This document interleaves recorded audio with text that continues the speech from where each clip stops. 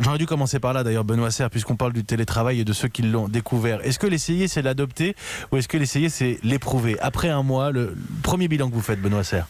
Alors, c'est intéressant, c'est qu'effectivement, on a beaucoup d'informations qui nous disent que près de 60% des gens qui vivent aujourd'hui en télétravail souhaiteraient pouvoir continuer à le faire, sans doute évidemment pas en permanence, mais souhaiteraient voir leur poste transformé en partiel de télétravail dans les mois qui viennent. Ça veut dire que les gens sont en train d'identifier, certes que les conditions d'aujourd'hui sont pas top, mais en revanche que ça constitue peut-être une solution d'évolution de l'organisation du travail et d'une certaine manière de la qualité de vie au travail. Ça, c'est extrêmement intéressant parce que vous avez sans doute observé depuis plusieurs semaines que beaucoup de gens disent le monde de demain, ce sera pas le jour d'après, ce sera pas le monde d'avant, ça va changer, etc.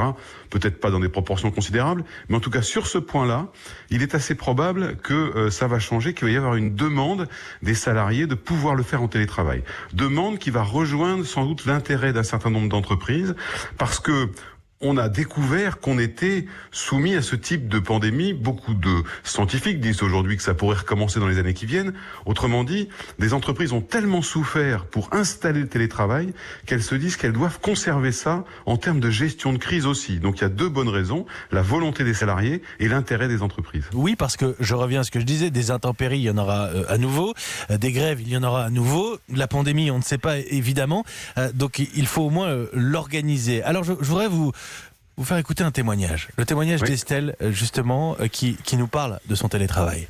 J'en avais marre de parler à mon frigo.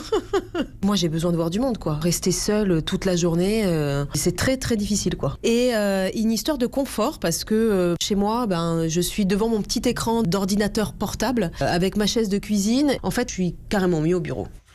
Est-ce qu'il y a des... On est carrément mieux au bureau pour travailler, d'abord, Benoît Serre ? Certaines personnes, oui, parce que ça, c'est très dépendant de vos conditions de confinement. Il est évident que, j'entendais un reportage tout à l'heure, quelqu'un qui est confiné à Haute-Loire, par exemple, pour prendre l'exemple de tout à l'heure, dans une maison avec un jardin, etc., c'est sûr que ces conditions de confinement sont pas comparables avec celui qui est dans un appartement dans une grande ville, isolé, ou alors avec un ou deux enfants en bas âge.